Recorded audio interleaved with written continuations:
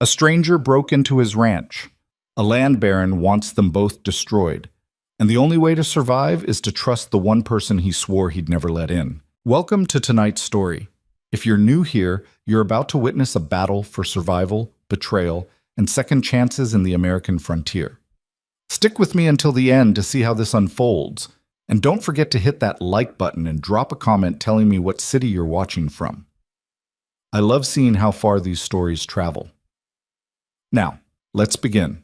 The October wind cut through the valley like a blade, carrying the smell of frost and dying grass across the empty miles of Montana rangeland. Gideon Mercer rode slowly along the rutted road leading to his property, his shoulders hunched against the cold, his mind already half numb from another day of avoiding the place he used to call home. 3 years. 3 years since he had buried Caroline beneath the cottonwood tree on the east pasture. 3 years since he'd stopped fixing fences, stopped planting, stopped caring whether the ranch lived or died. Most nights he slept in the bunkhouse near town, taking work wherever he could find it, because going home meant walking through rooms that still smelled like her lavender soap. It meant seeing the rocking chair she'd loved, the quilts she'd stitched, the garden she'd tended every spring. He couldn't do it, so he didn't, but tonight was different. He'd run out of excuses. Winter was coming hard, and if he didn't board up the windows and check the roof before the first snow, the whole damn house would collapse by spring. He told himself it was practical. Just business. Get in, get it done, get out. That's what he told himself. Until he crested the hill and saw smoke rising from his chimney. Gideon pulled his horse to a stop so fast the animal grunted in surprise. His hand moved instinctively to the rifle strapped across his back, fingers closing around the cold metal as his eyes locked onto the thin gray column drifting up into the twilight sky. Someone was inside his house. His pulse kicked hard against his ribs. The ranch sat 5 miles from the nearest neighbor, surrounded by empty scrubland that stretched for days in every direction. Nobody came out here. Nobody had any reason to, unless they were thieves or squatters, or worse. He dismounted quietly, tying the horse to a fence post before moving toward the house on foot. The windows glowed with warm lamplight, windows that had been dark and shuttered for 3 years. The porch boards creaked under his boots as he crossed them, and he could hear something from inside now, a faint clinking sound. Metal on metal. Someone was cooking. Gideon's jaw tightened. He eased the rifle off his shoulder, checked the chamber, and reached for the door handle. It wasn't locked. Of course it wasn't. He'd stopped locking it 2 years ago. What was the point? There was nothing left inside worth stealing except ghosts. He pushed the door open slowly, the hinges groaning in protest, and stepped into the front room with the rifle raised. The warmth hit him first. The house was actually warm, heat rolling off the stone fireplace in waves that felt almost offensive after years of cold emptiness. The furniture had been dusted, the floor had been swept. A pot bubbled on the stove in the kitchen, filling the air with the rich smell of meat and vegetables.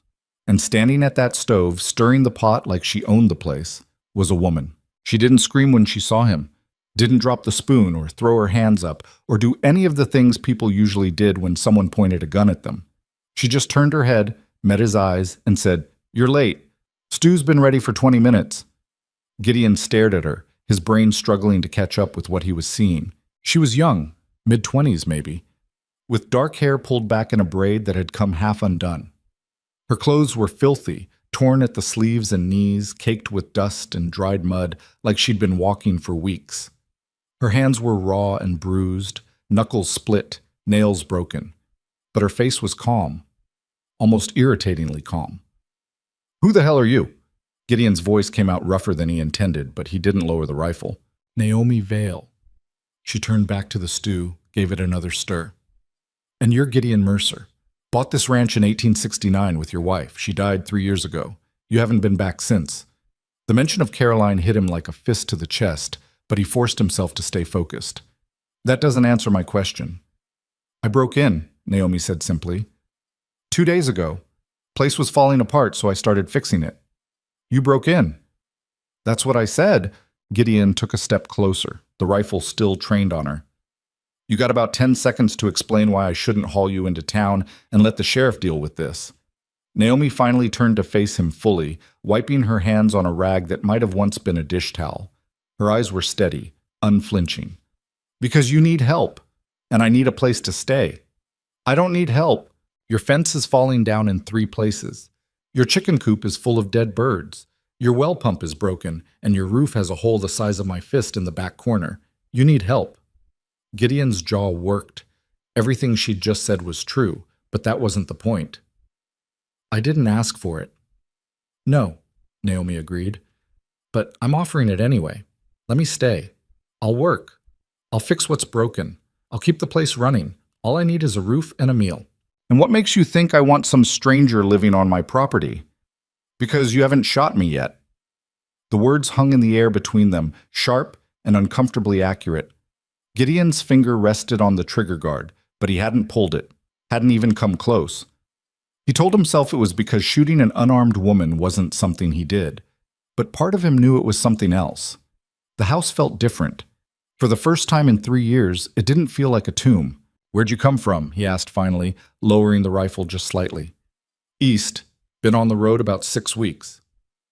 Running from something? Naomi's expression didn't change, but something flickered in her eyes. Doesn't matter. It matters if you brought trouble to my door. I didn't. That's not an answer. She met his gaze without blinking. It's the only one you're getting. Gideon studied her for a long moment.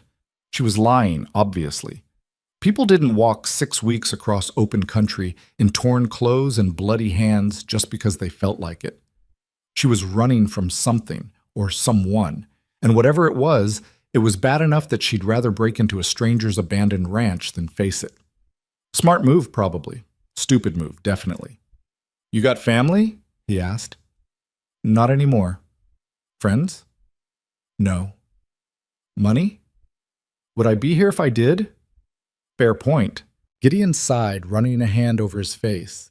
Every instinct he had was screaming at him to throw her out, lock the door, and pretend this night never happened. He didn't need complications.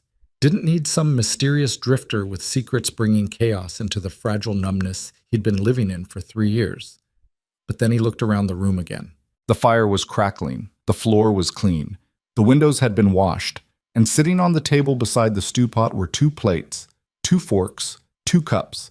Like she'd been expecting him. Like she'd been waiting for him. 3 days, he said finally. Naomi raised an eyebrow. What?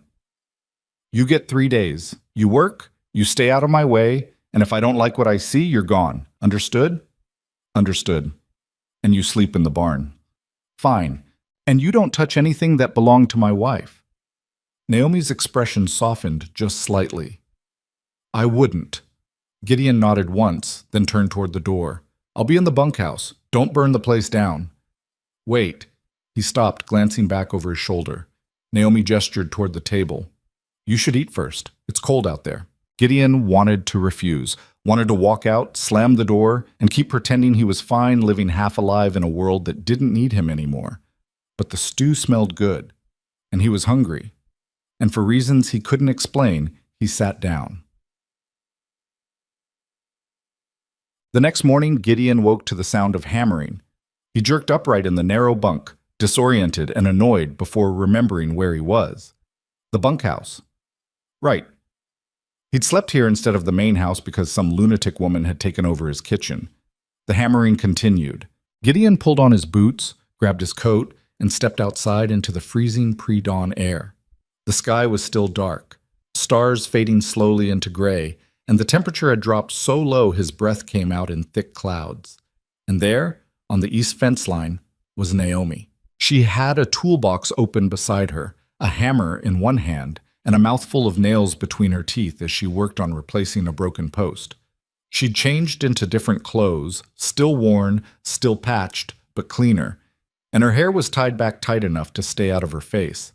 Gideon walked over slowly, hands shoved deep in his pockets. What are you doing? Naomi pulled the nails out of her mouth and gave him a look like the answer was obvious. Fixing your fence. It's 5 a.m. I know. I started at 4. Why? Because it needed fixing. She drove another nail into the post with 3 sharp strikes, then tested the board to make sure it held. You've got about 60 yards of fencing that's either broken or rotting. Figured I'd start here and work my way around. Gideon stared at her. You've been out here since 4 in the morning, fixing fence in the freezing cold. Yes. Why? Naomi straightened, wiping sweat off her forehead despite the cold. Because you gave me 3 days to prove I'm worth keeping around. I'm not wasting them. She said it like it was simple, like it made perfect sense. Gideon didn't know what to say to that, so he just stood there, watching her work until the sun started to rise and the sky turned the color of rust and gold. By noon, Naomi had finished the east fence and moved on to the chicken coop. Gideon found her inside, shoveling out 3 years' worth of dead birds, broken eggs, and rotting straw. The smell was unbearable, but she didn't complain, just kept shoveling. You don't have to do that, Gideon said from the doorway. Yes, I do. I mean, I can. You can, but you won't. Naomi didn't look up. That's why it's been sitting here for 3 years. The words stung more than they should have. Gideon watched her for another moment, then turned and walked back to the house. He told himself he didn't care, told himself it didn't matter what she thought of him. But when he came back an hour later with a second shovel, Naomi just nodded and kept working. They cleaned the coop together in silence. That night, Gideon sat on the porch with a cup of coffee, staring out at the dark valley. The stars were sharp and cold overhead, the kind of sky that made you feel small and alone no matter how big your land was. The door creaked open behind him, and Naomi stepped out, wrapped in a blanket she'd found somewhere. She didn't ask if she could sit, just lowered herself onto the step beside him and stared out at the same emptiness. You never told me why you really came here, Gideon said quietly. Naomi was silent for a long time. Then, I heard about you in town. People said you had a ranch, said you didn't use it anymore, said you'd lost your wife and couldn't stand to be here. And you thought I'd just let you move in? I thought you'd understand. She pulled the blanket tighter around her shoulders. What it's like to lose everything, to have nowhere left to go. Gideon looked at her, really looked at her, at the bruises on her hands, the exhaustion in her eyes, the way she held herself like someone who'd been running for so long she'd forgotten what it felt like to stop. What did you lose? He asked. Naomi's jaw tightened. Everything that mattered. That's not an answer. It's the only one I've got. Gideon almost smiled. Almost. You said that last night too. Still true. They sat in silence after that, two broken people staring at the same empty horizon, neither one willing to admit they might need each other more than they wanted to believe. On the third day, Gideon walked the property to see what Naomi had actually accomplished. The fence was fixed, all of it. 60 yards of new posts, fresh boards, everything level and solid. The chicken coop was clean, restocked with straw, ready for birds if he ever bothered to buy them. The well pump had been repaired with parts she'd scavenged from the barn. The roof had been patched. The windows had been sealed. And sitting on the kitchen table was a list. Gideon picked it up, frowning. Things that still need fixing. Barn door, east hinge broken. Garden fence, rotted through. Porch steps. Third one's loose. Smokehouse, needs new latch. Water trough, cracked on south side. The list went on for 2 pages. Gideon stared at it, something uncomfortable twisting in his chest. She'd only been here 3 days, and she'd already seen more of what was broken than he'd been willing to look at in 3 years. He found her in the barn trying to wrestle the broken hinge off the door with a crowbar. She was losing. You're doing it wrong, he said. Naomi glared at him. Then show me how to do it right. Gideon hesitated. Then he walked over, took the crowbar, and wedged it under the hinge at a different angle. The metal popped free with a screech. There, he said, handing the tool back. Naomi studied him for a moment, then nodded. Thanks. Don't mention it. He started to leave, but her voice stopped him. Does this mean I get to stay? Gideon turned back. She was watching him carefully, her expression guarded but hopeful in a way that made him feel like an ass for even considering throwing her out. Yeah, he said finally. You can stay. Naomi's shoulders relaxed just slightly. Thank you. But you're still sleeping in the barn. I know. And you still don't touch anything that belonged to my wife. I know. Gideon nodded. Then he walked out of the barn before he could say something stupid. Muck. Over the next 2 weeks, the ranch transformed. Naomi worked from sunrise to sunset, tackling every broken thing on her list with a determination that bordered on obsessive. Gideon found himself working alongside her more often than not because she needed the help, but because watching her do it alone felt wrong. They didn't talk much, just worked, fixed fences, repaired tools, cleared debris. Slowly, piece by piece, the ranch started to look like something that might survive the winter. And somewhere in the middle of all that fixing, Gideon realized something. The house didn't feel empty anymore. He still slept in the bunkhouse, still avoided Caroline's things, still kept most of his grief locked tight where it couldn't touch him. But when he walked through the door at the end of the day and smelled fresh bread baking, or saw the fire crackling in the hearth, or heard Naomi humming some tune he didn't recognize while she worked, it didn't hurt as much as it used to, and that scared him more than anything. 3 weeks after Naomi arrived, a rider came up the road. Gideon was in the barn when he heard the hoofbeats. He stepped outside, shading his eyes against the afternoon sun, and recognized the man immediately. Elias Boone, neighbor from 2 miles west. Good man, honest. Didn't talk much, which Gideon appreciated. But today, Elias looked rattled. "Gideon," he said, pulling his horse to a stop. "We need to talk." "What's wrong?" Elias dismounted, glancing toward the house. "Is that girl still here, the one people are talking about?" Gideon stiffened. "Naomi. Yeah. Why?" "Because you need to be careful." Elias lowered his voice. "There's a man in town. Name's Damian Crow. He's been buying up land all over the territory, except he's not really buying it. He's stealing it." Gideon frowned. "How?" "Forged documents, fake debts. He shows up with paperwork saying you owe him money you never borrowed, or that your deed's invalid, or some other legal nonsense. And by the time you figure out it's a lie, he's already got a court order putting you off your land." "That's insane." "That's what everyone thought, until it happened to the Millers, and the Harrisons, and the Carters." Elias's expression was grim. "He's taken 6 ranches in the last 4 months, Gideon, and he's not stopping." Gideon's stomach dropped. "Why are you telling me this?" "Because your land sits between 2 water sources. In a territory this dry, that makes it valuable, real valuable." Elias glanced toward the house again. "And because I heard that girl of yours came from the east, same direction Crow came from." Gideon's blood went cold. "What are you saying?" "I'm saying be careful who you trust." Elias climbed back onto his horse. "Crow's already destroyed a lot of good people. Don't let him destroy you too." He rode off before Gideon could respond. Gideon stood there for a long moment, his mind racing.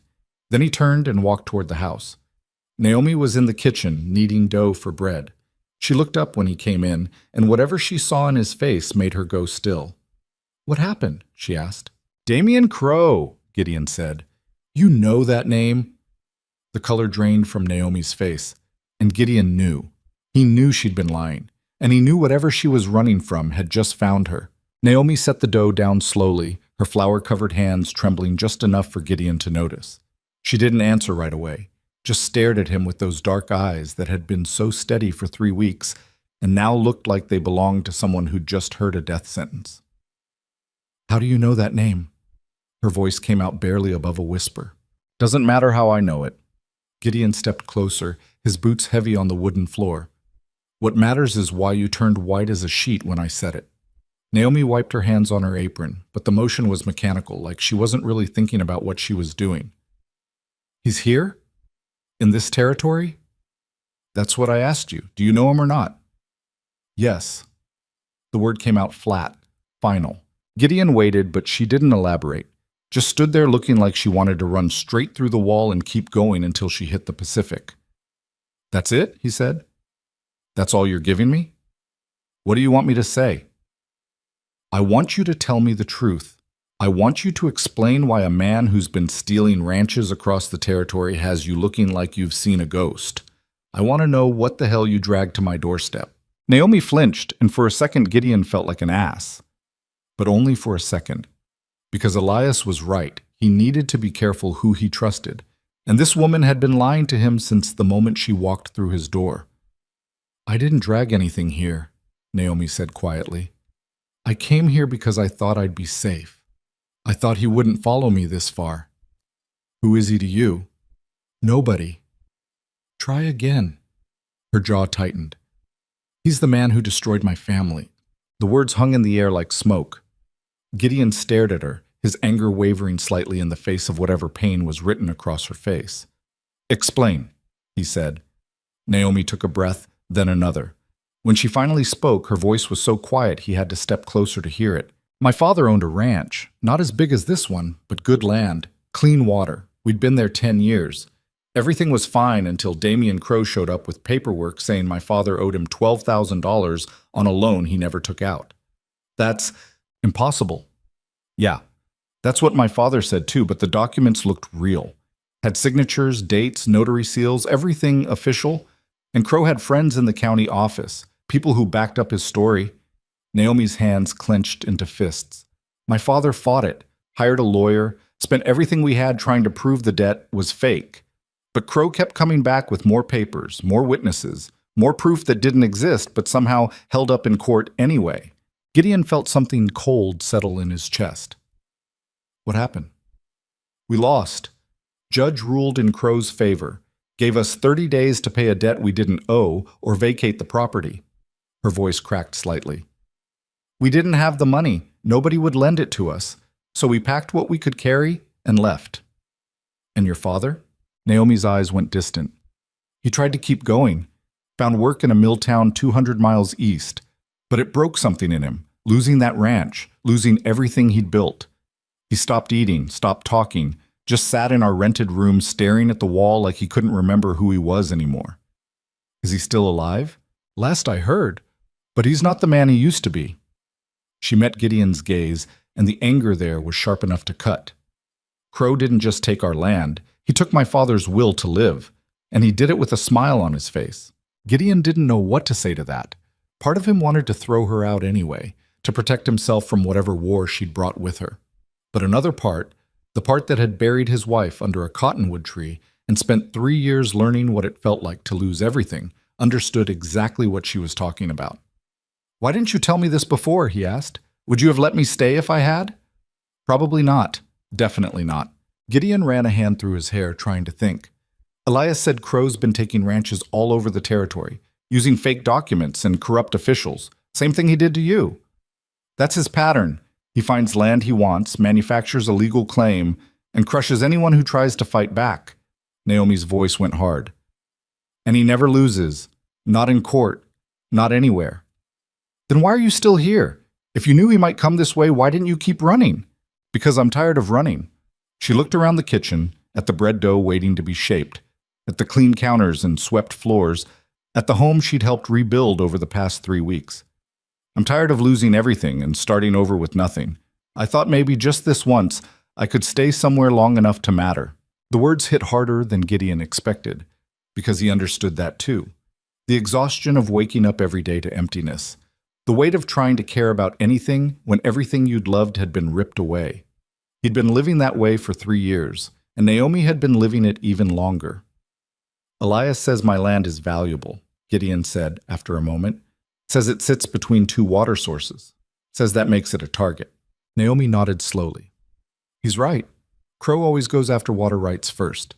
Control the water, control the territory. That's how he thinks. So he'll come for this ranch eventually. If he's here, he's already planning it.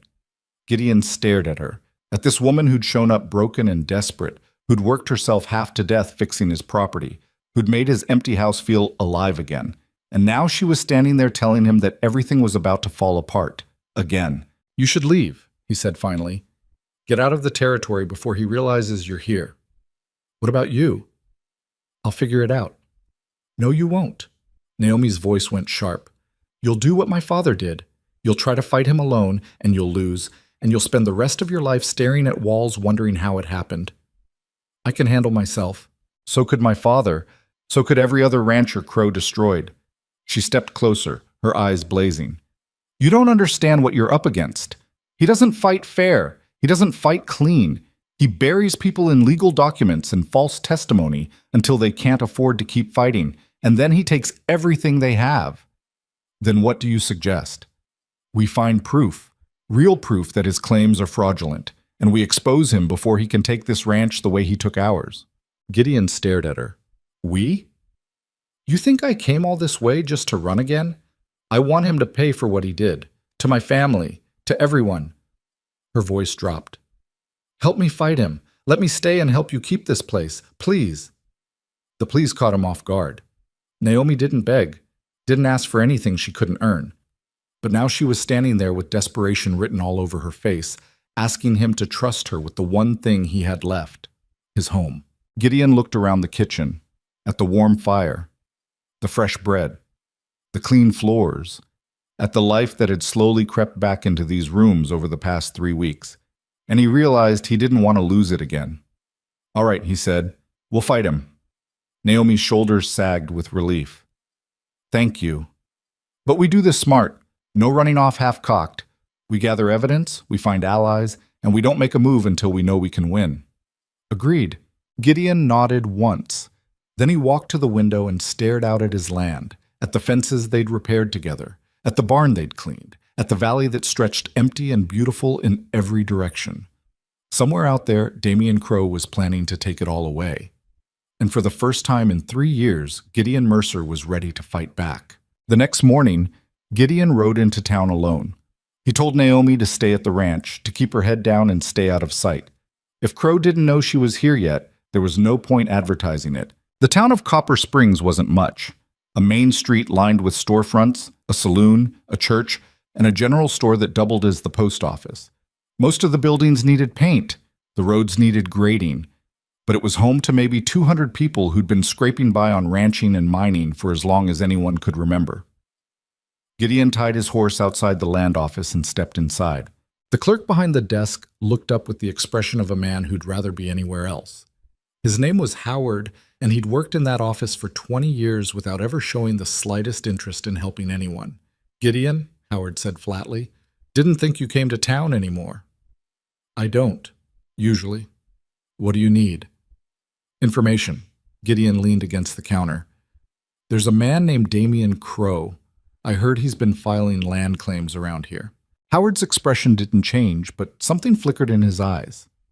"What about it?" "I want to see his filings. Public record, right?" "Technically."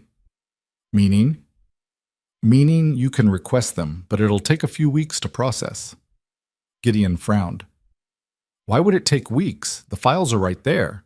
He gestured to the cabinets lining the back wall. "Office policy. All requests go through proper channels." "Since when?" Howard's jaw tightened. "Since now." Gideon stared at him. Howard had never been helpful, but he'd never been actively obstructive either. Something had changed. "Who got to you?" Gideon asked quietly. "Nobody got to me." "Then why are you stonewalling me?" "I'm not stonewalling. I'm following procedure." "Procedure that didn't exist until Crow showed up." Howard's face went red. "You need to leave." "I need to see those files. And I told you it'll take a few weeks. Now get out before I call the sheriff." Gideon held his gaze for another moment, then turned and walked out. So Crow had already gotten to the land office. That wasn't surprising, but it made things harder. If Howard wouldn't cooperate, Gideon would have to find another way to get the information he needed. He was halfway to his horse when someone called his name. "Mercer, hold up!" Gideon turned. An older man was walking toward him, his gait uneven from an old injury. Walter Grayson. Used to work as a land examiner before he retired 5 years ago. Decent man. Honest, as far as Gideon knew. "Walter," Gideon said, "didn't expect to see you here." "Could say the same." Walter glanced toward the land office, then back at Gideon. "You asking about Damian Crow?" "You heard that?" Howard's not exactly quiet. Half the street probably heard. Walter lowered his voice. "You got a minute? There's something you should know." They walked to the edge of town, away from curious ears, and stopped beside an old cattle trough that hadn't held water in years. Walter pulled a folded piece of paper from his coat pocket and handed it over. "Found this in some old records I kept from my examiner days. Thought you might want to see it." Gideon unfolded the paper. It was a copy of a notary seal, the kind used to authenticate legal documents, and written underneath in Walter's shaky handwriting was a note.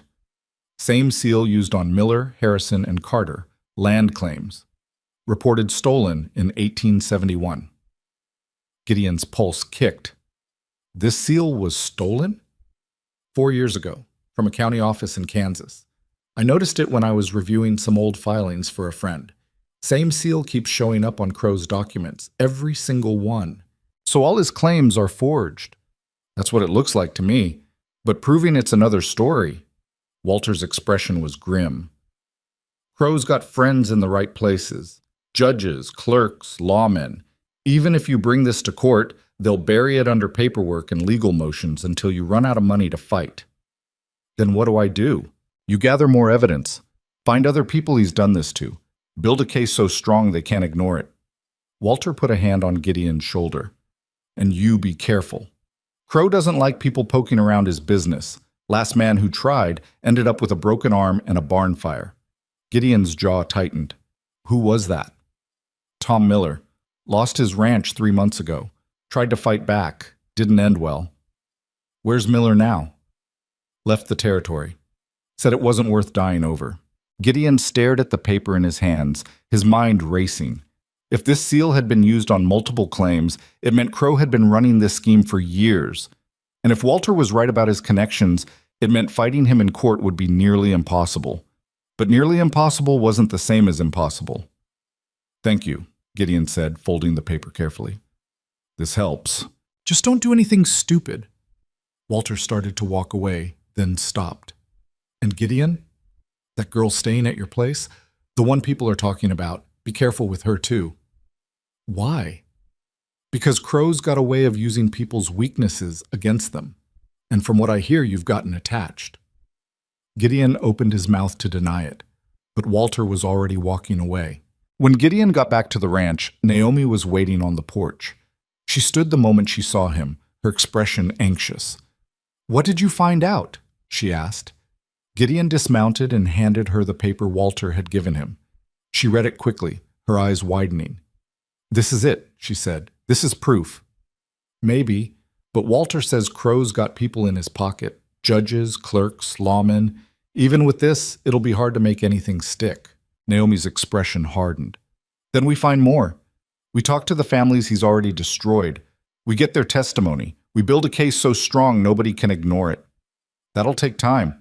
And Crow's not going to sit around waiting for us to gather evidence. So we move fast. Gideon studied her. She looked different now than she had 3 weeks ago. Still tired, still bruised from months on the road, but there was steel in her eyes that hadn't been there before. She wasn't running anymore. She was ready to fight. And despite every instinct telling him this was a bad idea, Gideon found himself nodding. All right, we'll start with the families he's already taken land from. See if any of them kept records or noticed the same seal on their documents. I can help with that. I know what to look for. Good, because we're going to need all the help we can get. Over the next 2 weeks, Gideon and Naomi traveled across the territory, tracking down the families Crow had already destroyed. It wasn't easy. Most of them had left, scattered to mining towns or rail camps or cities back east. But the ones who remained were willing to talk. Tom Miller was the first. They found him working in a sawmill 30 miles north, his right arm still in a splint from the accident he'd had after challenging Crow's claim. He showed them his documents, every one bearing the same stolen notary seal Walter had identified. Sarah Harrison was next. She'd lost her husband's ranch after he died, leaving her with 3 kids and no way to fight Crow's forged debt claim. She'd kept every piece of paper related to the case, stored in a wooden box she carried everywhere she went. The Carters, the Boones, the Langs. One by one, they told the same story. Crow had appeared with legal documents that looked legitimate.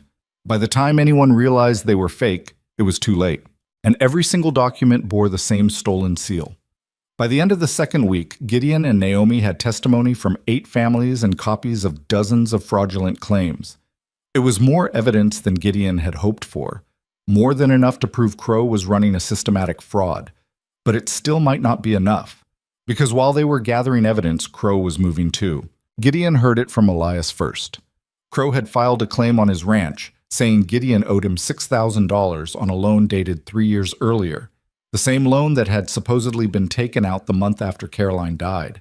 when Gideon had been barely functional and certainly not borrowing money from strangers. The court hearing was scheduled for 3 weeks out. Naomi wanted to go straight to the sheriff. Gideon wanted to wait until they had more evidence. They argued about it that night in the kitchen, their voices rising until they were both shouting, "We have enough!" Naomi slammed her hand on the table. "We have testimony, documents, proof of fraud. We need to act now before he files more claims." "And what happens when the judge throws it out because half his evidence comes from people who aren't even in the territory anymore?" Gideon shot back. "We get one chance at this, Naomi. One. If we go in half prepared, we lose everything." "We're running out of time. Then we work faster." The silence that followed was sharp enough to cut. They stood on opposite sides of the table, both breathing hard, both too stubborn to back down. Finally, Naomi spoke. "What if we lose anyway?" "We won't." "You don't know that." "No, but I know giving up guarantees it." Gideon's voice softened slightly. "We're close. I can feel it. We just need a little more time." Naomi stared at him, and for a moment he thought she might walk out, might decide this fight wasn't worth it after all, but then she nodded. "One more week. That's all I'm giving you." "That's all I need." The next morning, Gideon rode back into town to talk to Walter again. The old examiner met him behind the general store, away from prying eyes. "I need your help," Gideon said without preamble. "I need you to testify about that stolen seal, officially, in court." Walter's expression went pained. "Gideon, I know it's asking a lot, but you're the only one with the credentials to make this stick. If you testify that the seal was stolen and used on fraudulent documents, the judge has to listen." "The judge doesn't have to do anything, especially if Crow's already paid him off." "Then we make enough noise that he can't ignore it. We bring every family Crow's destroyed. We show the pattern. We force them to see what he's doing." Walter was quiet for a long moment. Then he sighed. "You really think this'll work?" "I think it's the only shot we have. And if it doesn't, then at least we tried." Walter studied him, then finally nodded. "All right, I'll testify. But you better be ready for what comes next, because Crow's not going to take this lying down." "I know." "And that girl of yours, she ready too?" Gideon thought of Naomi, working herself to exhaustion every day, refusing to give up even when everything seemed hopeless. "Yeah, she's ready." 2 days before the hearing, riders showed up at the ranch. Gideon saw them coming from the barn. 3 men on horseback, moving slowly up the road like they had all the time in the world. He recognized the one in front immediately, Damian Crow. He was younger than Gideon expected, maybe 40, with dark hair slicked back and a suit that probably cost more than most ranchers made in a year. He sat his horse like a man who'd never done a day's labor in his life, but somehow controlled everything anyway. The 2 men with him were different. Rough. Armed. The kind of men you hired when you needed someone hurt and didn't care how it happened. Gideon walked out to meet them, his hand resting on the revolver at his hip. Behind him, the door to the house opened and Naomi stepped onto the porch. He wanted to tell her to stay inside, but he knew she wouldn't listen. Crow pulled his horse to a stop 20 feet away and smiled. It was a cold smile. Calculated. "Gideon Mercer," he said. "I've heard a lot about you." "Wish I could say the same." Crow laughed. "I like that. Direct. Honest. It's refreshing." He glanced past Gideon toward the house, toward Naomi. His smile widened. "And you must be Miss Vale. I wondered where you'd gotten to." Naomi didn't answer, just stood there with her arms crossed, staring at him like she wanted to set him on fire with her eyes alone. "What do you want, Crow?" Gideon asked. "Just wanted to introduce myself, see the property I'll be owning in a few days." Crow gestured around at the ranch. "Nice place. Good water. I can see why you don't want to give it up." "I'm not giving it up because I don't owe you a damn thing." "That's not what the documents say." "Your documents are fake." "Are they?" Crow's expression didn't change. "That's a serious accusation. I hope you have proof." "I will, by the time we get to court." "Court." Crow said the word like it amused him. "You really think that'll help? You think some washed-up examiner and a few disgruntled former landowners are going to convince Judge Holloway to rule against me?" Gideon's blood went cold. "How did you—" "I know everything that happens in this territory, Mr. Mercer. Who you've talked to, what evidence you think you have, who's planning to testify." Crow leaned forward in his saddle. And I'm telling you right now, it won't be enough. We'll see about that. No, you won't. Crow straightened. Because I'm giving you one chance to walk away from this. Drop the challenge, sign over the property, and I'll make sure you get enough money to start over somewhere else, somewhere far from here. And if I don't? Crow's smile vanished. Then I'll take the ranch anyway, and you'll leave with nothing, just like everyone else who tried to fight me. The threat hung in the air like smoke. Gideon stared at him, his hand tightening on the revolver grip. Part of him wanted to draw right there, end this before it got worse, but Naomi's voice cut through the silence. Get off his land! Crow turned to look at her, and something dark flickered across his face. Excuse me? You heard me. Get off his land, now. You've got some nerve, Miss Vale, after what your father did. My father did nothing wrong. You destroyed him with lies. I saved him from his own incompetence. He should have thanked me. Naomi took a step forward, her hands clenched into fists. You're a thief and a liar, and when we're done, everyone's going to know it. For a long moment, Crow just stared at her. Then he smiled again. That same cold, calculated smile. I look forward to it, he said. Then he turned his horse and rode away, his men following behind. Gideon watched until they disappeared over the hill. Then he turned to Naomi. She was shaking, not with fear, with rage. We're going to destroy him, she said quietly. Yeah, Gideon agreed. We are. But even as he said it, he couldn't shake the feeling that they'd just started a war they might not win. That night, Gideon couldn't sleep. He lay in the bunkhouse staring at the ceiling, listening to the wind rattle the shutters and thinking about everything that could go wrong. Crow knew their strategy, knew who they'd talk to, knew what evidence they had, which meant he'd already started planning how to counter it. And that scared Gideon more than he wanted to admit. Around midnight, he gave up on sleep and walked to the main house. A lamp was still burning in the kitchen window. He found Naomi sitting at the table surrounded by papers. All the documents they'd collected, all the testimony they'd gathered, spread out like pieces of a puzzle she was trying to force together. She looked up when he came in, dark circles under her eyes. Can't sleep either? No. Gideon poured himself coffee from the pot on the stove. It was hours old and tasted like burnt mud, but he drank it anyway. You should rest. We've got a long day tomorrow. I know. I just keep thinking I'm missing something. She gestured at the papers. There has to be a connection we're not seeing, something that ties all of this together in a way the judge can't ignore. We've got the seal. We've got testimony from 8 families. We've got Walter willing to go on record. That's more than most people manage. It's not enough. You heard Crow. He's already gotten to Judge Holloway. Gideon sat down across from her. Maybe, but judges don't like looking corrupt, even bought ones. If we make enough noise, if we put enough evidence in front of him, he'll have to at least pretend to consider it. And if he doesn't, then we appeal. Take it to the territorial court. Keep fighting until someone listens. Naomi stared at him. You really believe that'll work? I believe it's better than giving up. She went quiet for a moment, her fingers tracing the edge of one of the documents. My father gave up after we lost the ranch. He just stopped fighting. I watched him fade away piece by piece until there was nothing left of the man he used to be. Her voice dropped. I swore I'd never be like that. Never let anyone take everything from me without a fight. You're not like that. You proved that when you showed up here and started fixing fences at 4 a.m. A ghost of a smile crossed her face. I was just trying to survive. No, you were trying to live. There's a difference. They sat in silence after that, the lamplight flickering between them. Outside, the wind picked up, carrying the smell of coming rain. Finally, Naomi spoke. What happens if we lose? We won't. But if we do, what happens to you? Gideon looked around the kitchen, at the home he'd shared with Caroline, at the walls they'd painted together, the table they'd eaten at, the floor she'd walked across 1,000 times. He'd spent 3 years avoiding this place because it hurt too much to remember. But now, with Naomi sitting across from him and the house warm and alive again, he realized something. He didn't want to leave. I don't know, he said honestly. Start over somewhere else, I guess. Like everyone else Crow destroyed. That's not fair.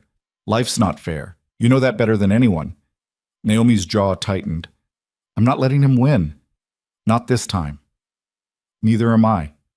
She met his eyes, and something passed between them, an understanding, a shared determination. They were both too stubborn to quit, too angry to back down, and too tired of running to start over again. Whatever happened in that courtroom, they'd face it together. The next morning brought rain, heavy, cold drops that turned the roads to mud and made everything twice as miserable. Gideon and Naomi rode into town early, their coats soaked through by the time they reached the courthouse.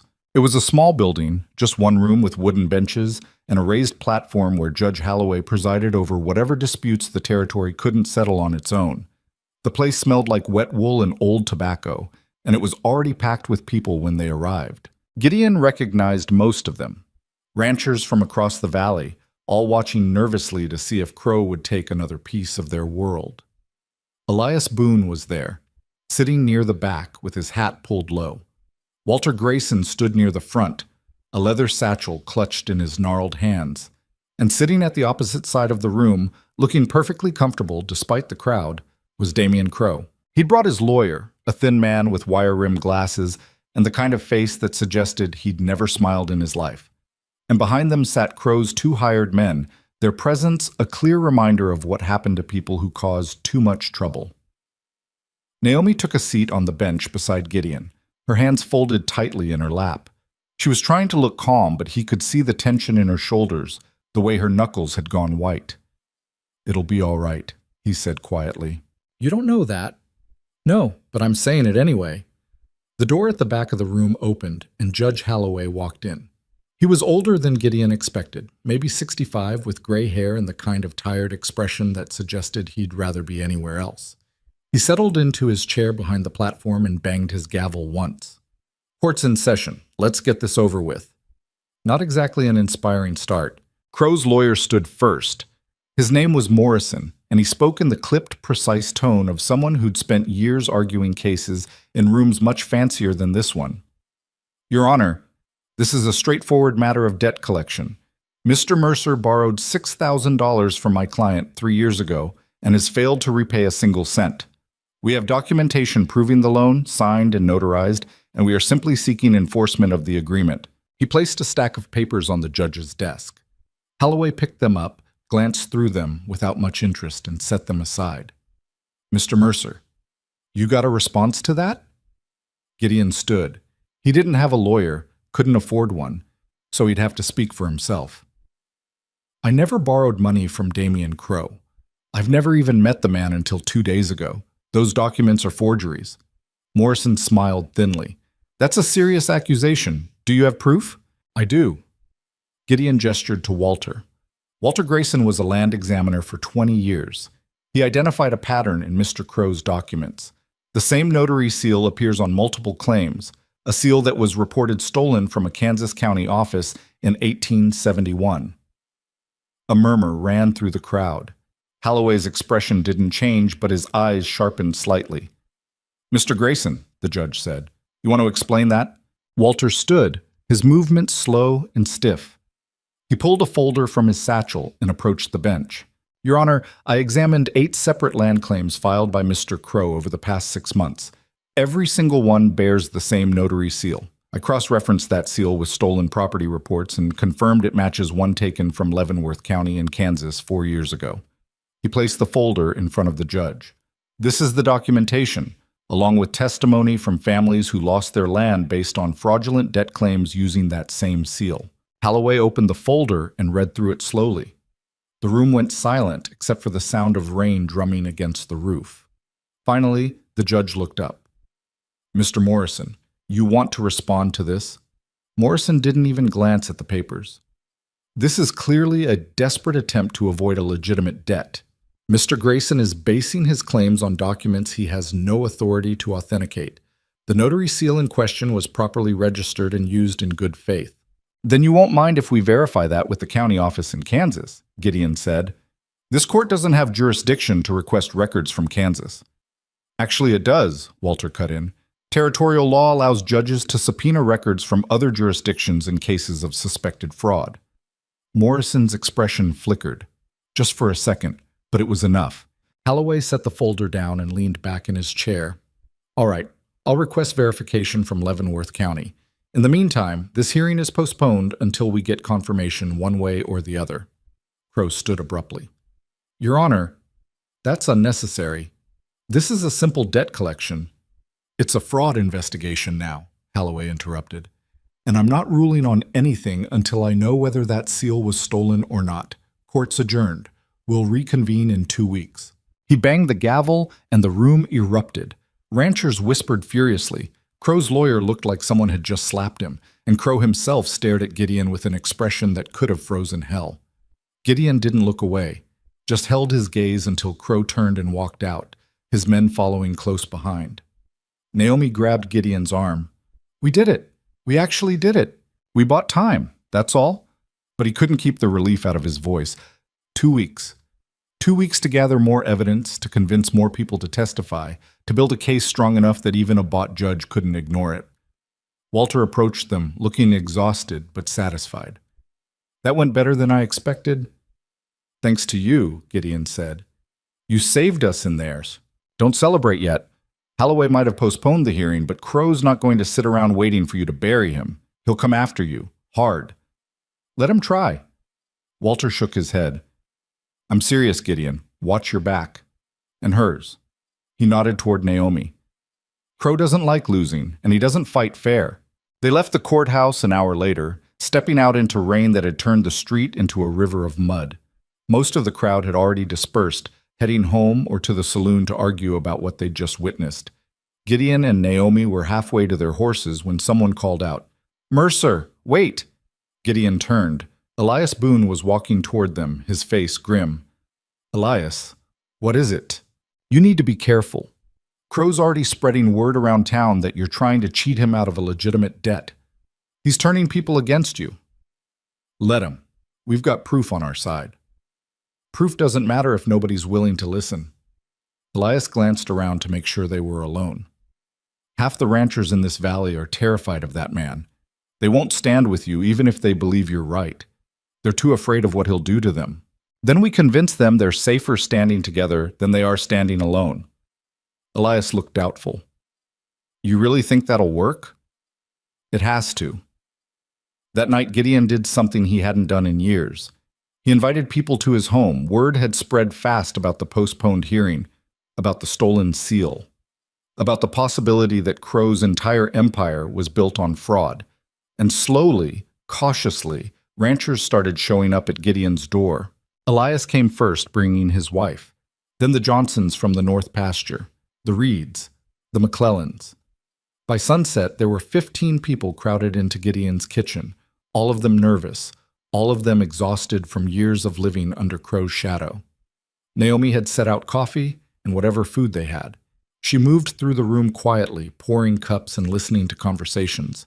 And Gideon realized she was doing what she did best, making people feel like they weren't alone. When everyone had settled, Gideon stood at the head of the table. Thank you for coming, he said. I know it wasn't easy. I know most of you would rather pretend this isn't happening, but it is. And if we don't stand together, Crow's going to take everything we have. He's already taken plenty, someone muttered. Then let's make sure he doesn't take any more. Gideon gestured to the documents spread across the table. We've got proof that his land claims are fraudulent. We've got testimony from families he's already destroyed. We've got a chance to stop him before he takes another ranch. But we can't do it alone. What are you asking us to do? Elias asked. Show up, testify. Tell the judge what you know about Crow's tactics. Show him that this isn't just about my ranch. It's about all of us. The room went quiet. People exchanged nervous glances. Finally, a woman named Sarah Reed spoke up. What happens if we testify and he wins anyway? What happens to us then? Then we keep fighting. We appeal. We take it to the territorial court if we have to. We don't stop until someone listens. And what if nobody listens? Another voice called out. What if the whole system's as corrupt as Crow? Gideon didn't have an answer for that. Because the truth was, he didn't know. He didn't know if the system could be trusted, didn't know if fighting back would make any difference at all. But Naomi did. She stepped forward, her voice cutting through the doubt like a knife. I know you're scared. I know you think fighting back will just make things worse. But I'm telling you right now, doing nothing is worse. My father did nothing. He let Crow take everything, and it destroyed him. Not the loss of the ranch, the surrender, the feeling that he didn't even try to fight back. She looked around the room, meeting each person's eyes. You want to know what happens if we lose? We lose. But at least we tried. At least we stood up and said this isn't right. And maybe, just maybe, we make it harder for him to do this to the next person. Her voice hardened. But if we do nothing, if we let fear win, then we've already lost. And Crow knows it. The silence that followed was different, heavier, charged with something that hadn't been there before. Elias was the first to speak. I'll testify. Sarah Reed nodded slowly. So will I. One by one, the others agreed. Not everyone. Some people stood and left without a word, too afraid to take the risk. But more than half stayed. More than half were willing to fight. And that was enough. After everyone left, Gideon and Naomi sat alone in the kitchen, exhaustion weighing on them like stones. You think they'll actually show up? Naomi asked. Some of them will. Maybe not all, but enough. Enough for what? Enough to make noise. Enough to make the judge think twice before ruling in Crow's favor. Naomi leaned back in her chair, closing her eyes. I can't believe we pulled that off. You pulled that off. That speech you gave. That's what convinced them. I just told them the truth. Sometimes that's all people need to hear. They sat in silence for a while. Outside, the rain had finally stopped, leaving everything smelling like wet earth and fresh grass. The kind of night Caroline used to love. Gideon pushed the thought away before it could drag him under. You should get some rest, he said. Tomorrow's going to be busy. What are we doing tomorrow? Talking to more families, getting more testimony, making sure Crow can't weasel his way out of this when we get back to court. Naomi nodded, but she didn't move, just sat there staring at the empty coffee cup in her hands. What's wrong? Gideon asked. Nothing, just thinking. About? She hesitated. About what happens if we win. We celebrate, rebuild, move on. And then what? Gideon frowned. What do you mean? I mean, what happens to me? I came here because I had nowhere else to go. But if we win, if we beat Crow and save the ranch, then you don't need me anymore.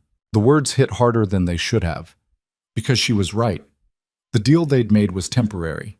She worked. He let her stay. Once the work was done, the deal was done. Except Gideon didn't want it to be done. He didn't know when it had happened, didn't know the exact moment he'd stopped seeing her as a stranger and started seeing her as something else. But sitting there in the lamplight, exhausted and bruised and still refusing to quit, she looked like she belonged here, like she'd always belonged here.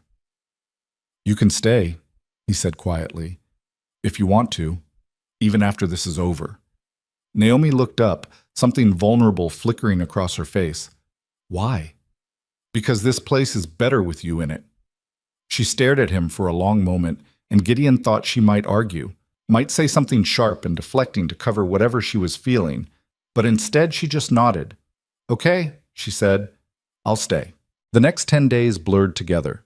Gideon and Naomi traveled across the territory, gathering more testimony, convincing more families to come forward. Some agreed. Others refused, too scared of what Crow might do. But slowly, their case grew stronger. Walter helped them organize everything into a coherent presentation. Dates, documents, testimony, all of it cross-referenced and verified. By the time the second hearing rolled around, they had enough evidence to bury Crow 10 times over. If the judge was willing to look at it. Crow, meanwhile, had been busy too. He'd filed counterclaims against 3 of the ranchers planning to testify, accusing them of trespassing on land he claimed to own. He'd spread rumors through town that Gideon and Naomi were con artists trying to steal his rightful property. He'd even hired more men, not just 2 now, but 5, who spent their days riding around the valley making sure everyone knew who was in charge. Fear spread through Copper Springs like wildfire. Ranchers who'd promised to testify started backing out. Families who'd been willing to stand up suddenly decided it wasn't worth the risk. By the night before the hearing, half their witnesses had disappeared. Gideon sat on the porch that evening, staring at the list of names that had been crossed out one by one. Naomi sat beside him, her expression unreadable. We're going to lose, she said finally. We don't know that. Yes, we do. Half our witnesses are gone. Crow's got the judge in his pocket. We're walking into that courtroom with a case that's barely holding together. Then we make it hold. How? Gideon didn't have an answer. He was out of ideas, out of options, out of everything except stubbornness. But stubbornness had kept him alive for 3 years. Maybe it'd be enough to get him through one more day. We show up, he said. We present what we have. We make them listen. And we don't quit until they throw us out. Naomi looked at him like he was insane. That's your plan? You got a better one? No. Then that's what we're doing. She laughed, a short, bitter sound. You're unbelievable. I'll take that as a compliment. They sat in silence after that, watching the stars come out one by one over the dark valley. Tomorrow would bring the fight of their lives. Tomorrow would determine whether they kept their home or lost everything. But tonight, they were still here, still standing, still refusing to break. And maybe that was enough. The courtroom was even more packed the second time. News had spread about the postponement, about the investigation into Crow's documents, and people had come from all over the territory to see how it would end. Gideon and Naomi took their seats near the front. Walter sat beside them, his satchel full of evidence resting on his lap. Behind them, the ranchers who'd agreed to testify shifted nervously. There were only 6 left, 6 out of the original 15. It would have to be enough. Crow arrived last, looking as calm and collected as ever. He nodded to the judge like they were old friends, and Holloway nodded back. Gideon's stomach sank. The hearing started the same way the first one had. Morrison stood and presented Crow's claim. The forged loan document, the fabricated debt, all of it wrapped in legal language that made it sound legitimate. Then it was Gideon's turn. He stood, his hands shaking slightly, and laid out everything they'd found. The stolen seal, the testimony from families who'd been destroyed by the same tactics, the pattern of fraud stretching back years. Walter testified next, his voice steady despite his age, explaining exactly how he'd identified the stolen seal and why it proved the documents were fake. Then the ranchers testified, one by one. They talked about losing their land, about being forced out with nowhere to go, about watching Crow take everything they'd worked for and calling it legal. By the time they finished, the courtroom was silent. Judge Holloway sat back in his chair, his expression unreadable. He picked up the folder Walter had given him and read through it again, slowly, while everyone waited. Finally, he looked up. Mr. Morrison, I've reviewed the evidence presented by Mr. Mercer and Mr. Grayson. The notary seal in question was confirmed stolen by the Leavenworth County office. That makes every document bearing that seal inadmissible as evidence. Morrison stood quickly. Your Honor, the seal may have been stolen, but there's no proof my client knew. Sure. I'm not finished. Holloway's voice cut through the objection like a blade. I'm also ordering an official investigation into Mr. Crow's land acquisitions across this territory. Every claim he's filed will be reviewed, every document will be examined, and if fraud is confirmed, those claims will be dismissed and the land returned to its rightful owners. The courtroom erupted. Ranchers who'd been sitting in terrified silence started shouting, some in relief, some in anger. Crow's face went dark, his hands clenching into fists. Holloway banged his gavel. Order! I'm not done! The noise died down. As for the claim against Mr. Mercer, it's dismissed.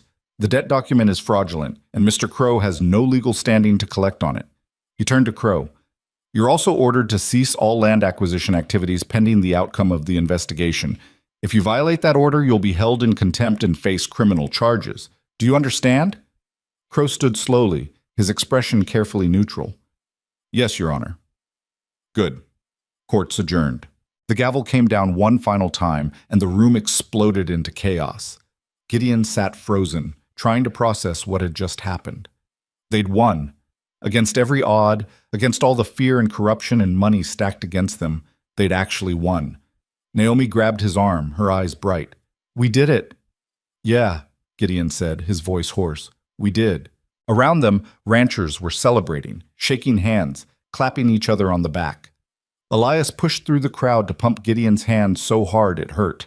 You saved us, Mercer. You saved all of us. It wasn't just me. It was everyone who stood up. But even as he said it, Gideon's eyes were on Crow. The land baron stood near the back of the room, his lawyer whispering furiously in his ear. But Crow wasn't listening. He was staring straight at Gideon with an expression of pure hatred. Then he turned and walked out, his men following close behind. Walter appeared at Gideon's side. Don't celebrate too long. Crow's not done yet. The judge dismissed his claim. The judge dismissed this claim. But men like Crow don't give up just because they lost in court. He'll find another way to come after you. Count on it. Gideon watched the door where Crow had disappeared, a cold feeling settling in his chest. Walter was right. This wasn't over. But for now, they'd won. And that was enough. They rode back to the ranch in silence, both too exhausted to speak. The victory in court had felt enormous in the moment. But now, under the gray afternoon sky, reality was settling in. Crow hadn't looked defeated when he left that courtroom. He'd looked dangerous. Gideon kept glancing over his shoulder the entire ride home, half expecting to see riders coming up behind them.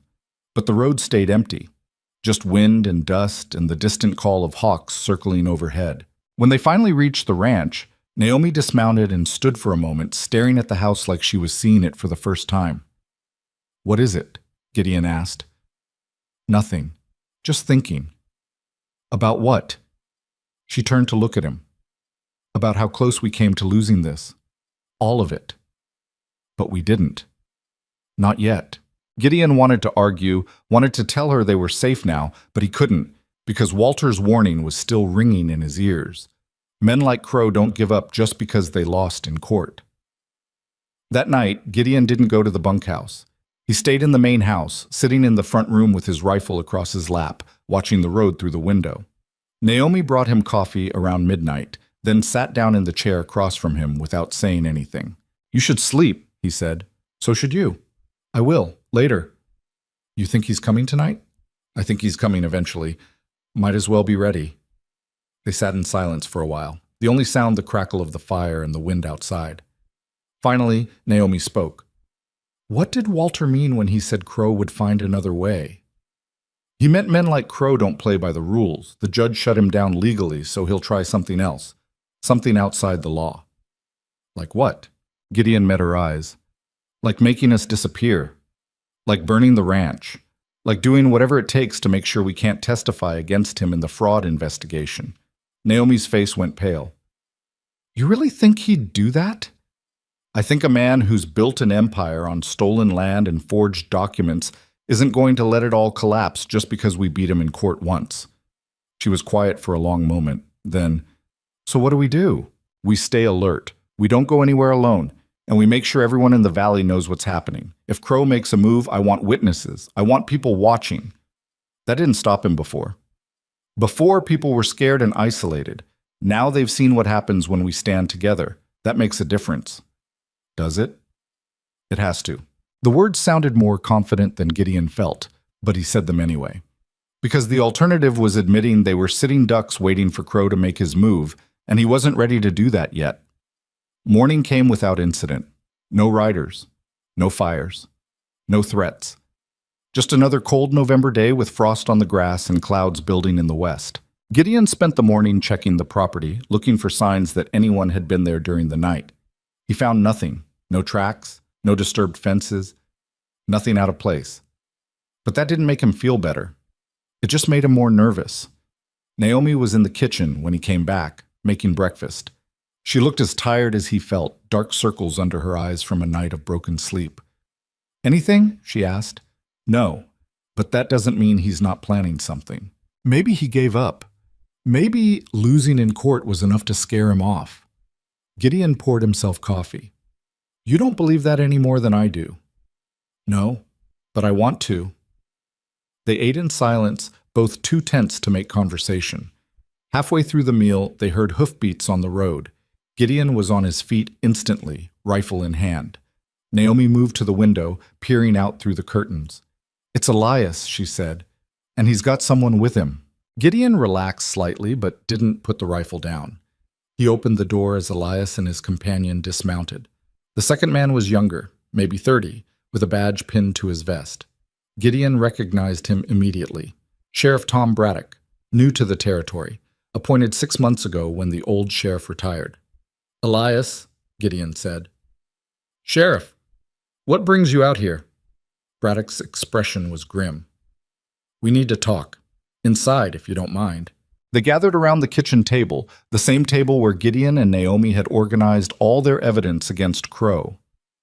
Braddock set his hat on the corner and looked at Gideon with the kind of seriousness that made Gideon's stomach drop. "I'm going to be straight with you," Braddock said. "Damian Crow filed a complaint this morning. Says you threatened him in the courtroom yesterday. Says you made statements suggesting you'd harm him if he didn't leave the territory." Gideon stared at him. "That's a lie." "I know it's a lie. Half the town was in that courtroom and nobody heard you say anything like that. But Crow's pushing it anyway.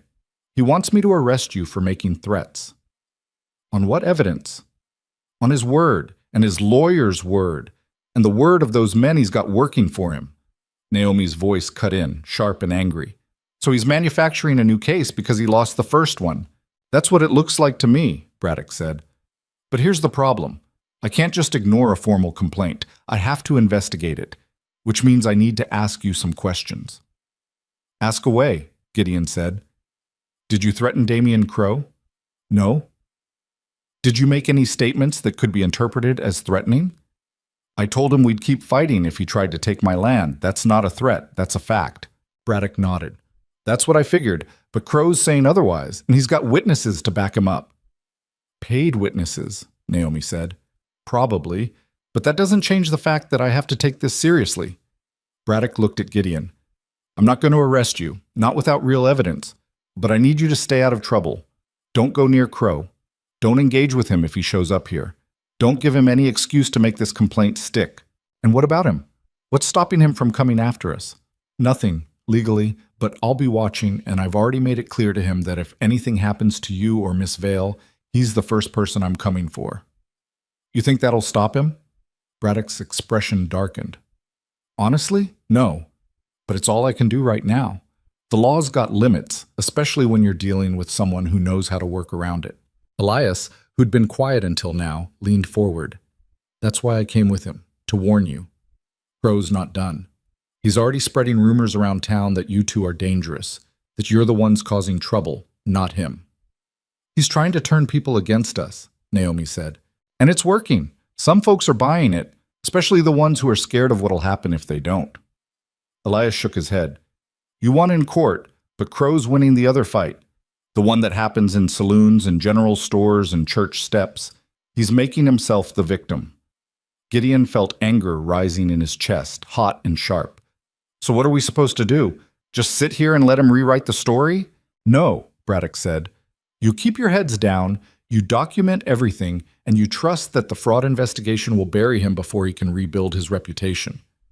"How long will that take?" "Weeks, maybe months. These things don't move fast." "We don't have months." "Then you better hope Crow doesn't make a move before the investigation's finished." Braddock stood, picking up his hat. "I'm on your side here, Mercer, but I can only do so much. Watch your back, both of you." He left without another word. Elias lingered for a moment, his expression troubled. "Be careful," he said quietly. "Crow's desperate now, and desperate men do stupid things." After he left, Gideon and Naomi stood in the kitchen, the weight of everything pressing down on them like stones. "This is insane," Naomi said. "We proved he's a fraud. We won in court, and he's still coming after us." "That's how men like him operate. They don't quit. They just find new angles." "So what do we do?" Gideon looked around the kitchen, at the home he'd almost lost, at the life he'd started rebuilding with Naomi's help, at everything that was now hanging by a thread because one man refused to accept defeat. "We do what Braddock said. We stay alert. We document everything, and we don't give Crow any excuse to come after us." "That's not enough. It's all we've got." The next week passed in tense silence. No riders came to the ranch, no threats were delivered, but the absence of action felt worse than a direct attack. It was the waiting that wore on them, the not knowing when Crow would make his move. Gideon threw himself into work, repairing fences that didn't need repairing, organizing tools that were already organized, anything to keep his hands busy and his mind from spinning out. Naomi did the same, scrubbing floors that were already clean, mending clothes that barely had holes, working herself to exhaustion every day. They didn't talk much. What was there to say? They were trapped in a holding pattern, waiting for something to break. It broke on a Thursday. Gideon was in the barn when he heard shouting from the road. He grabbed his rifle and ran outside to find a wagon racing up the drive, the driver whipping the horses into a lather. It was Walter Grayson. The old man pulled the wagon to a stop and half fell off the seat, his face ashen. "Walter, what?" "They got to the records," Walter gasped. "The county office in Leavenworth. Someone broke in last night and destroyed all the documentation about the stolen seal." Gideon felt the ground drop out from under him. "What?" "Everything we needed to prove the seal was stolen. It's gone. Burned. The clerk said it looked like arson, but there were no witnesses. Nothing left but ash." Naomi had come out of the house, her face going pale as she listened. "That's impossible," she said. "Those were official government records. They can't just be destroyed." "They can if you pay the right people and know when the office is empty," Walter said bitterly. "Crow must have sent someone, maybe more than one person. I don't know. But it's gone. All of it." Gideon's mind raced. "What about the copies we have? The documentation you brought to court?" "Without the original records to back them up, they're just copies. The judge can claim they're forgeries themselves.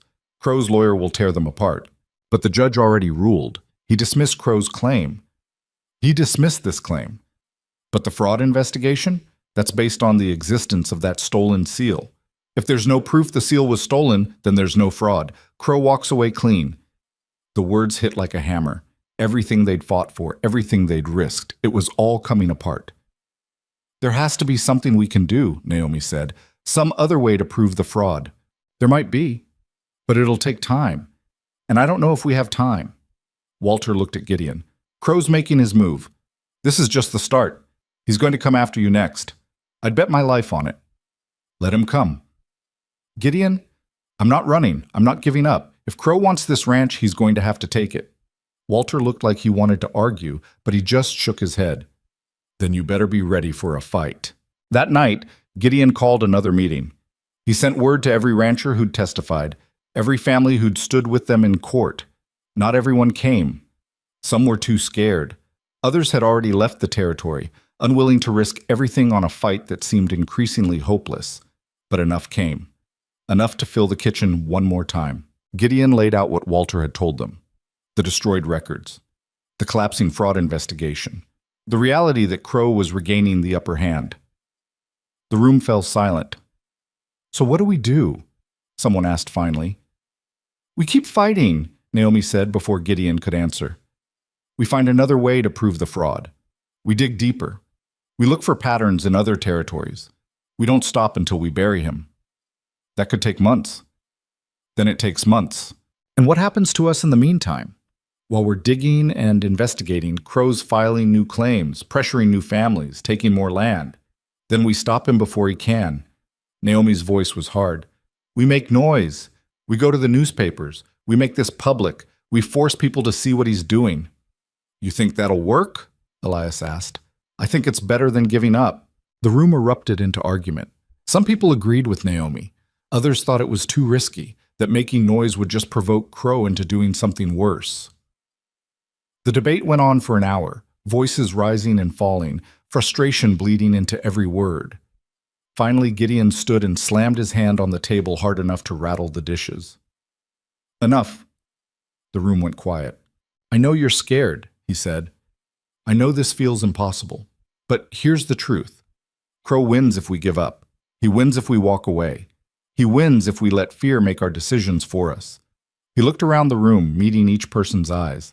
"I'm not walking away. I'm staying. I'm fighting. And I'm doing it whether anyone else stands with me or not."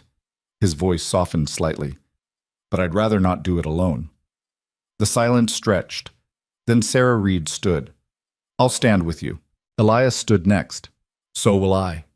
One by one, others followed. Not everyone, but enough. Enough to matter. After the meeting ended and everyone left, Gideon and Naomi stood on the porch watching the last wagon disappear down the road. "You think they'll actually stay when things get worse?" Naomi asked. "Some of them will, the ones who don't have anywhere else to go." "Like us." "Yeah, like us." She was quiet for a moment, then, "I need to tell you something."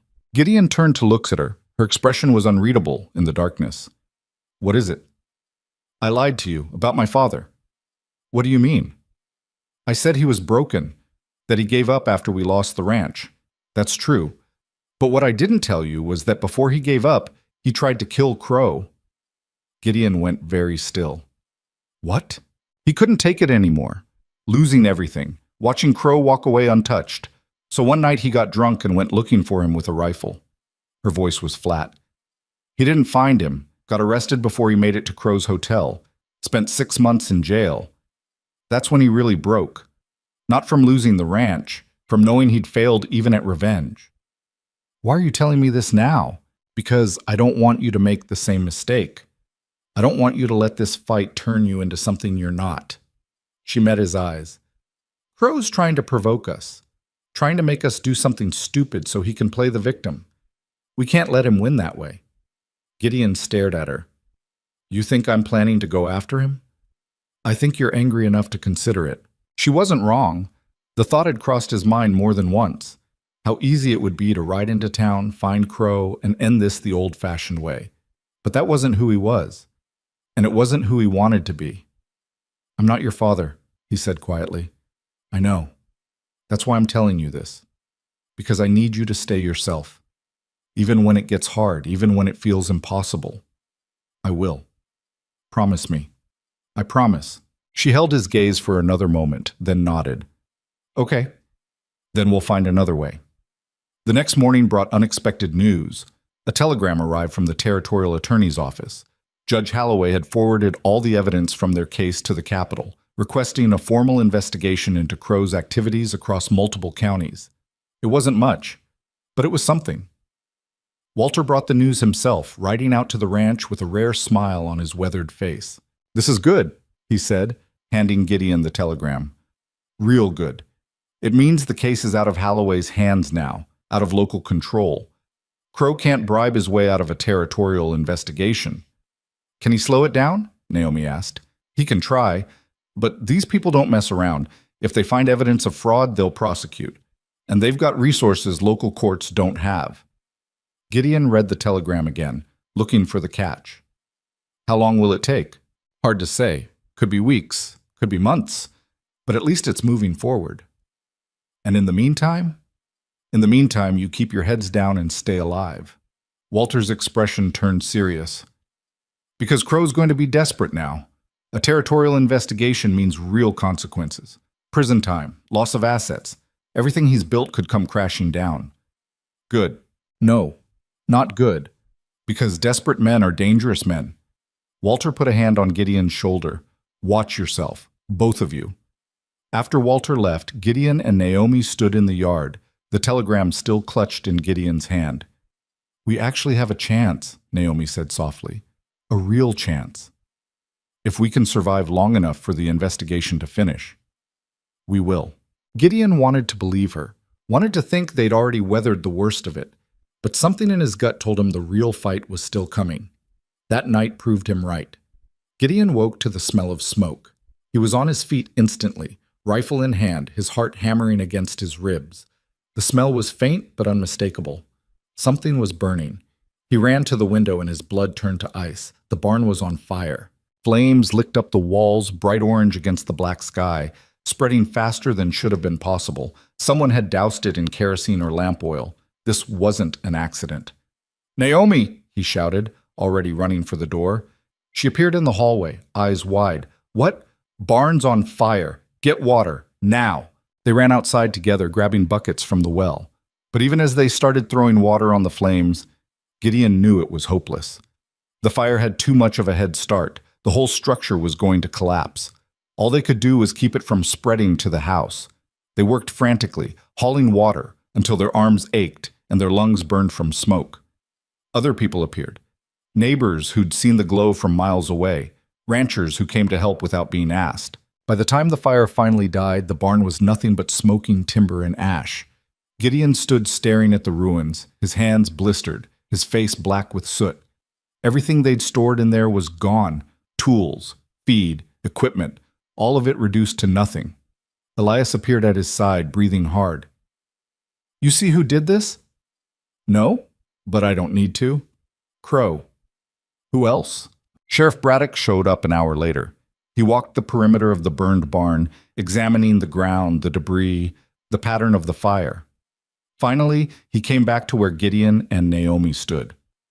Arson, he said simply. No question. Someone soaked the walls in accelerant and lit it up. It was Crow, Gideon said. Probably, but I can't prove that. No witnesses, no evidence tying him to it. Then what good are you? Braddock's expression hardened. I'm doing what I can with what I have, and what I have is a burned barn and no proof of who did it. So he gets away with it. For now. But this crosses a line. Arson's a serious crime. If I can connect him to it, you won't. He's too smart for that. He'll have made sure there's nothing tying him to it. Braddock didn't argue. They both knew Gideon was right. After the sheriff left, Gideon and Naomi sat on the porch steps, exhausted and filthy, watching the sun rise over the ruined barn. This is a message, Naomi said quietly. I know. He's telling us he can get to us whenever he wants, that we're not safe. I know. So what do we do?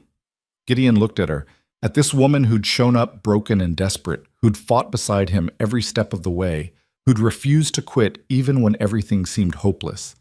And he made a decision. We finish this, he said, one way or another. We end it. How? I don't know yet, but we'll figure it out. Naomi nodded slowly. Then she reached over and took his hand. They sat there in silence, watching the smoke rise from the ruins, knowing that the real fight was just beginning. 2 days after the fire, a rider came from the territorial capital.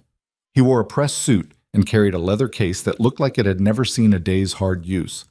His name was Marcus Webb, and he was an investigator for the territorial attorney's office. Gideon met him on the porch, still smelling like smoke despite washing twice. Mr. Mercer, Webb said, extending a hand. I'm here about the Crow investigation. They sat in the kitchen while Webb pulled out a stack of papers and spread them across the table. Naomi joined them, wiping flour from her hands. She'd been baking bread when Webb arrived, trying to keep herself busy while they waited for something to happen. I've reviewed all the evidence submitted by Judge Holloway, Webb said. The testimony, the documents, the analysis of the notary seal. It's compelling, very compelling.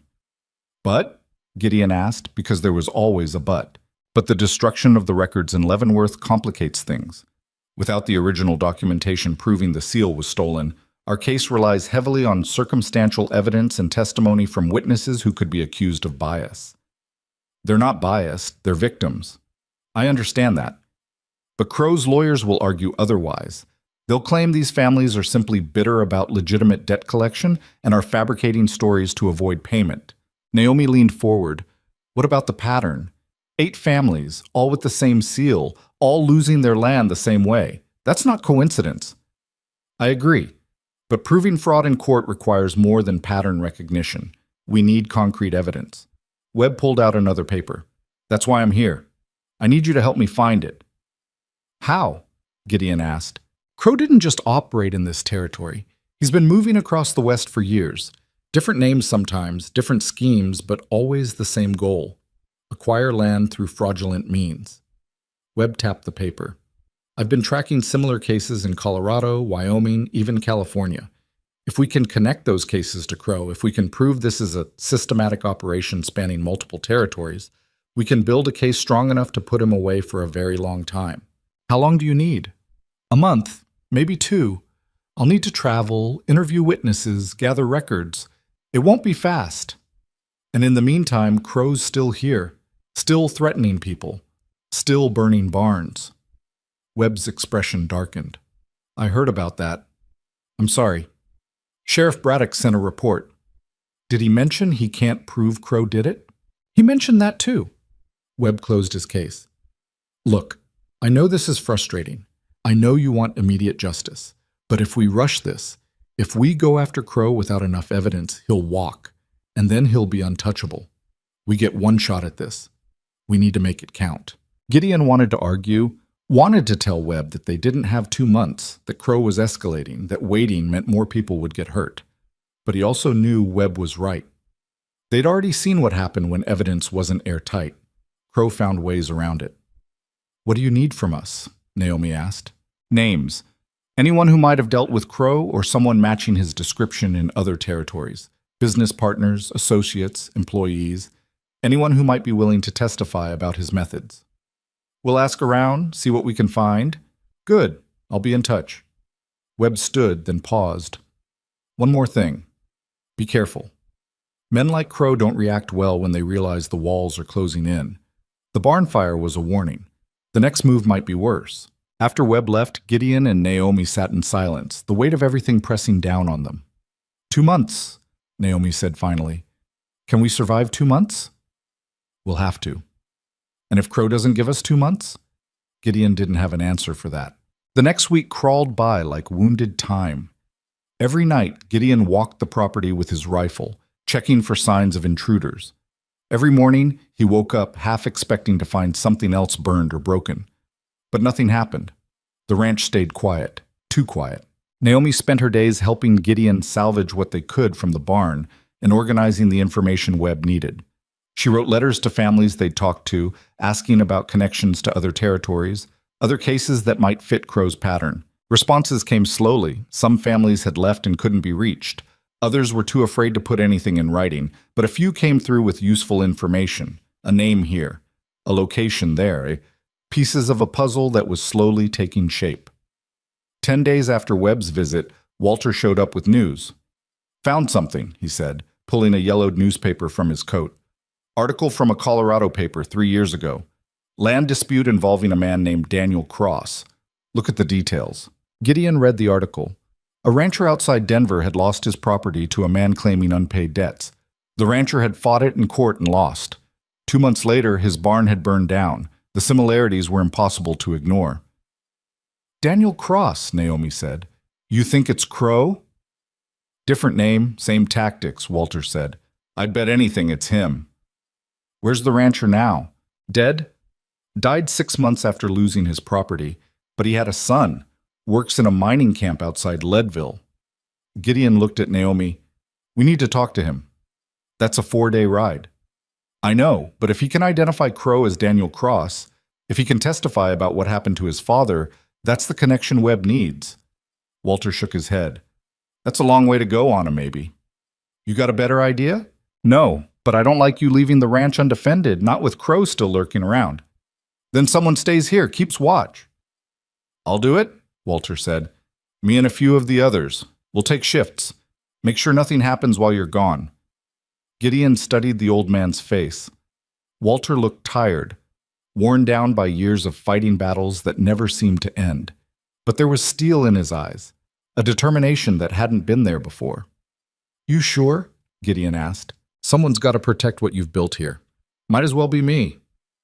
They left the next morning before dawn. Gideon and Naomi riding north toward Colorado with enough supplies for a week and a hope that this trip would be worth the risk. The first 2 days passed uneventfully. They rode hard, stopped only when the horses needed rest, and slept in shifts under cold stars. Naomi didn't complain once, even when the temperature dropped and the wind cut through their coats like knives. On the third day, they reached the mining camp outside Leadville. It was a rough place, tents and shanties scattered across a hillside, men covered in dirt and desperation working claims that would probably never pay out. The kind of place people ended up when they'd run out of better options. They found the rancher's son working a sluice box near the creek. His name was Thomas Reed, and he looked nothing like the boy his father had probably raised. Hard living had carved lines into his face that made him look older than his years. What do you want? He asked when Gideon approached. Information about what happened to your father. Thomas's expression went cold. That's ancient history. I don't talk about it. Even if it could help put the man responsible in prison? That got his attention. Thomas set down his pan and looked at Gideon properly for the first time. What are you talking about? Your father lost his ranch to a man named Daniel Cross.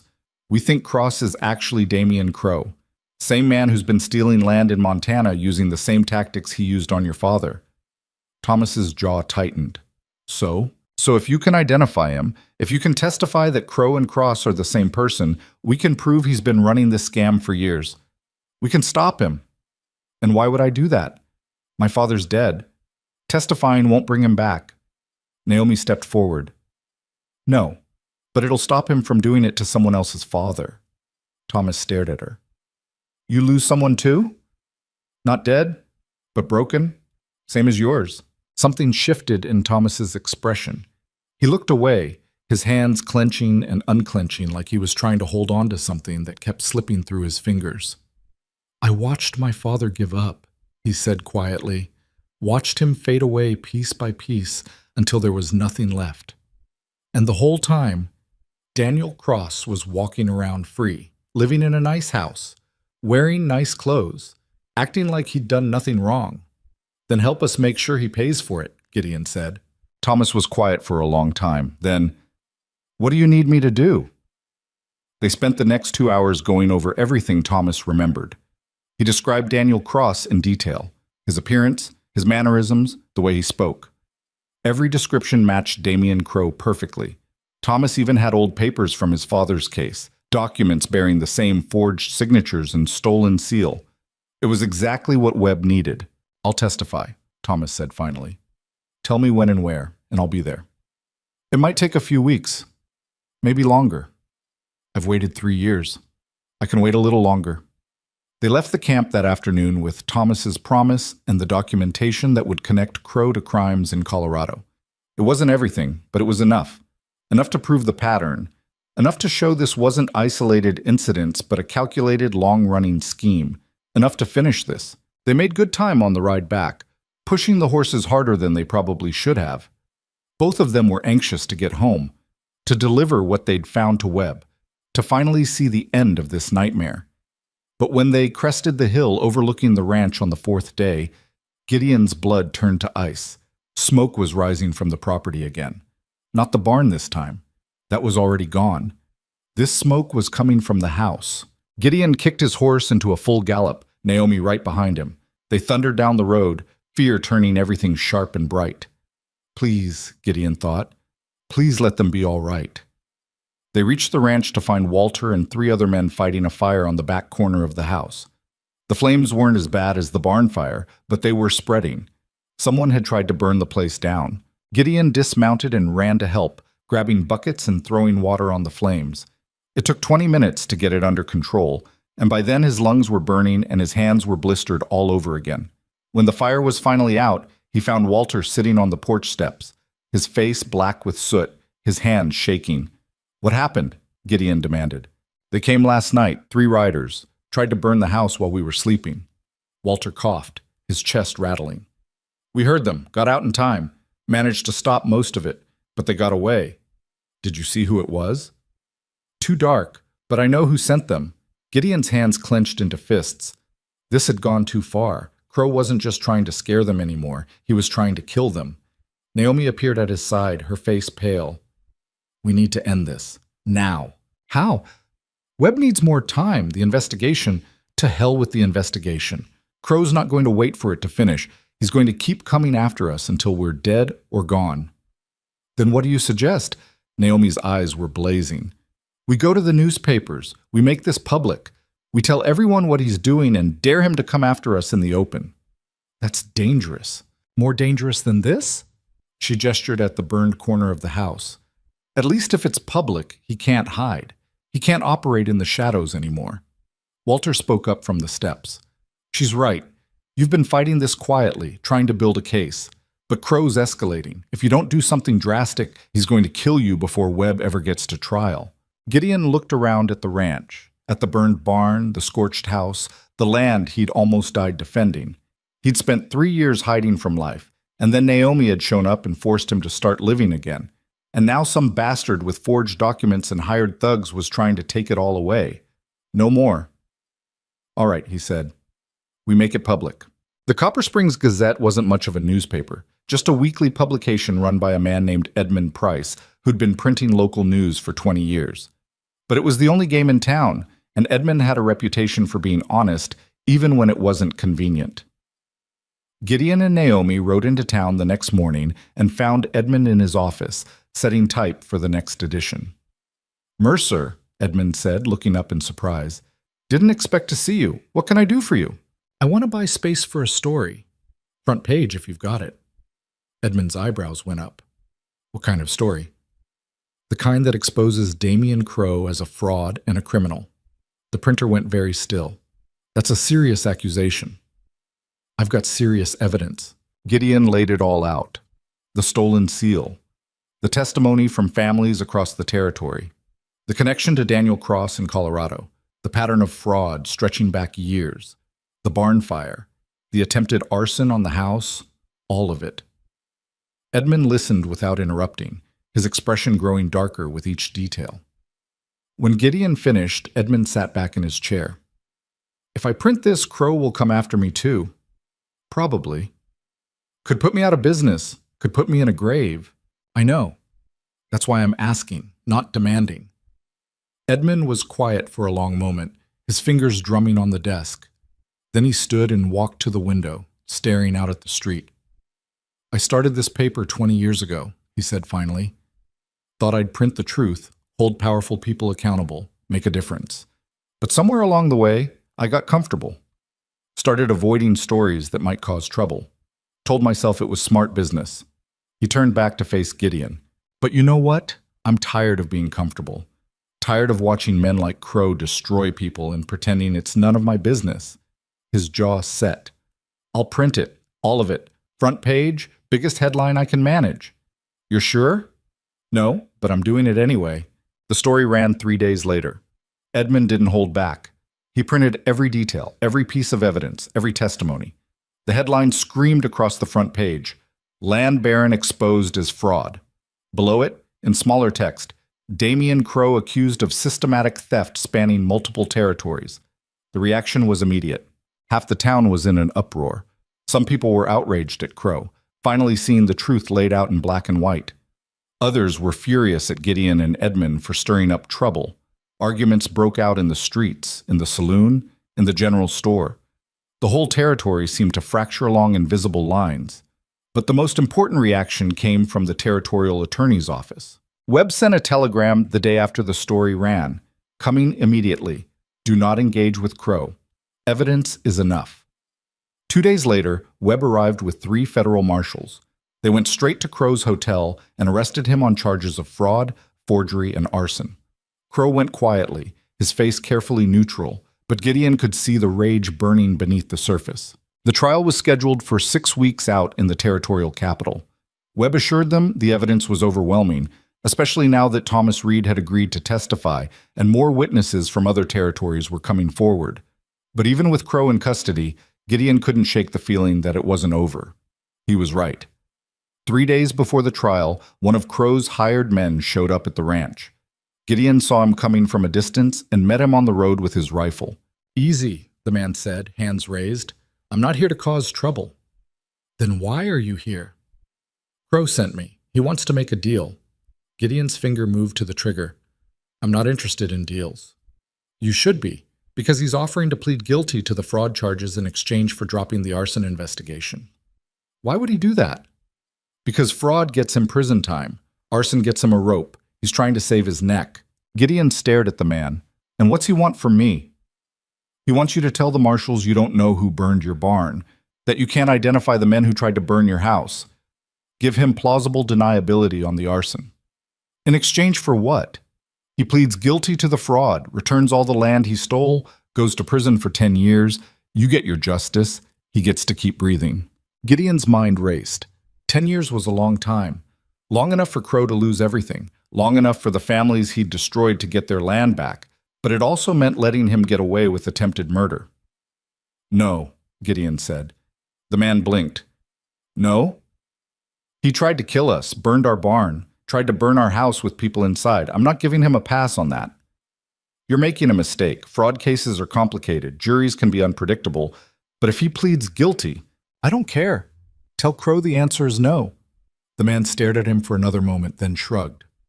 Your funeral. He rode away without another word. Naomi came out of the house as he disappeared over the hill. What did he want? Gideon told her. She listened quietly, her expression unreadable. You think I made a mistake? He asked when he finished. No, I think you did the right thing. Crow doesn't get to negotiate his way out of consequences. Not this time. Even if it means the trial gets messier? Even then. She took his hand and they stood there in the road, watching the sun sink toward the horizon. We're really going to finish this, she said quietly. Yeah, we are. The trial lasted 3 days. Webb presented the evidence methodically. The stolen seal, the testimony from 8 families in Montana, Thomas Reed's identification of Crow as Daniel Cross, records from Colorado showing the same pattern. Witness after witness took the stand, telling stories of lost land and forged documents and lives destroyed. Crow's lawyers fought back hard. They argued the seal couldn't be proven stolen without the original records. They claimed the witnesses were biased and unreliable. They suggested Crow was simply a successful businessman being targeted by bitter failures who couldn't accept their own debts. But the sheer weight of evidence was too much. Too many victims. Too many matching details. Too clear a pattern. On the 3rd day, Naomi took the stand. She told the story of her father's ranch, of watching Crow destroy everything her family had built with forged papers and corrupt officials, of seeing her father broken by the loss, reduced to a shell of who he'd been. And then she looked directly at Crow and said something that silenced the entire courtroom. "You didn't just steal our land, you stole our belief that the world could be fair, that hard work mattered, that justice existed." Her voice was steady, unwavering. "But you were wrong, because we're here and you're there, and for once the system worked the way it was supposed to." The jury deliberated for 4 hours. When they came back, the foreman stood and read the verdict, guilty on all counts. The courtroom erupted. Some people cheered, others wept. Crow sat perfectly still, his face a mask, as the judge sentenced him to 20 years in federal prison and ordered the return of all fraudulently obtained property. 20 years. It wasn't enough. Could never be enough for all the lives he'd destroyed. But it was something. Gideon and Naomi walked out of the courthouse into bright afternoon sunshine. Around them, families who'd lost everything were celebrating, hugging, crying with relief. Walter caught up to them on the steps. "You did it. You actually did it." "We all did it," Gideon said. "Everyone who stood up, everyone who testified. It wasn't just us." "Maybe. But you started it. You refused to give up when everyone else wanted to run." Walter smiled. "Your wife would have been proud." The words hit Gideon harder than he expected. For 3 years, he'd been afraid to think about Caroline, afraid the pain would destroy him. But standing there in the sunshine, with Naomi beside him and justice finally served, he realized something. Caroline wouldn't have wanted him to stop living. She would have wanted him to keep fighting, to rebuild, to find reasons to care again, and that's exactly what he'd done. The ride back to Montana took 5 days. They traveled slowly, stopping to visit some of the families who'd testified, bringing news of Crow's conviction and the court order returning their land. Each stop brought tears, gratitude, hope, returning to faces that had been haunted for too long. When they finally reached the ranch, it was late afternoon. The sun was low in the sky, painting everything gold and amber. The burned barn was still a ruin, but someone, probably Walter and the others, had started clearing the debris.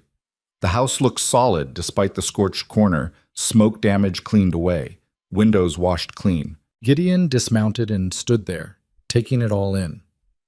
6 months ago, this place had been a tomb, empty and silent and full of ghosts. Now it was alive again, not perfect, still scarred, but alive. Naomi came to stand beside him. "What are you thinking?" "That I almost let all this go, almost gave up on it." "But you didn't." "No, because you wouldn't let me." He turned to look at her. "You showed up and refused to quit, and you dragged me back into living whether I wanted to or not." "You're welcome," she said with a small smile. They stood in silence for a moment. Then Gideon spoke again. "Stay." "What?" "I know the deal was temporary, work in exchange for shelter, but I'm asking you to stay, not as hired help, as something else." Naomi's expression softened. "What kind of something else?" "I don't know yet, but I know this place is better with you in it, and I know I don't want you to leave." She studied his face for a long moment.